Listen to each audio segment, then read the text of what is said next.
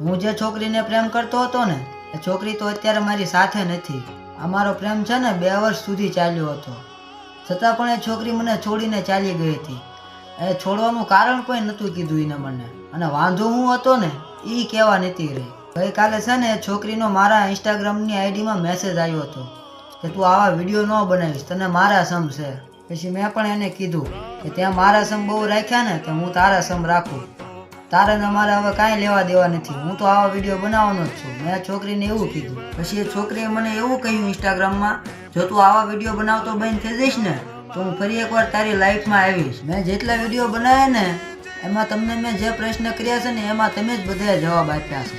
તો છોકરી મારા જીવનમાં પાછી આવવા માંગે છે. તો આ વિડીયોમાં હું તમને પૂછું છું, જો તમે આ પાડશો કે આ છોકરીને મારી લાઈફમાં આવવા દો, તમે આ પાડશો તો જ હું એ છોકરીને આ પાડીશ, નકર હું એ છોકરીને ના પાડી દઈશ.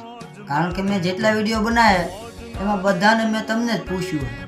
મેં જેટલા વિડીયો બનાવ્યા હતા ને એમાં મેં બધાને કહ્યું હતું કે કોમેન્ટ કરજો પ્રેમ કરાય કે ના કરાય. એમાં કોમેન્ટો વધારે ભાઈ પ્રેમ ન કરાય ભાઈબંધ એવી જ આવેલી હતી. એટલે આ વિડીયોમાં હું તમને પૂછું કે આ છોકરીને ફરીવાર મારી લાઈફમાં આવવા દઉં કે ના આવવા દઉં. તમે તમારો જવાબ કોમેન્ટમાં જરૂર જણાવજો, કારણ કે આ છોકરી છે ને મને અધવચ્ચે મૂકીને ગઈ હતી. હવે એ છોકરી ફરી એકવાર મારા જીવનમાં પાછી આવવા માગે છે. હવે તમે કોમેન્ટમાં કહેજો આ છોકરીને પાછી મારા જીવનમાં આવવા દેવાય કે ના આવવા દેવાય.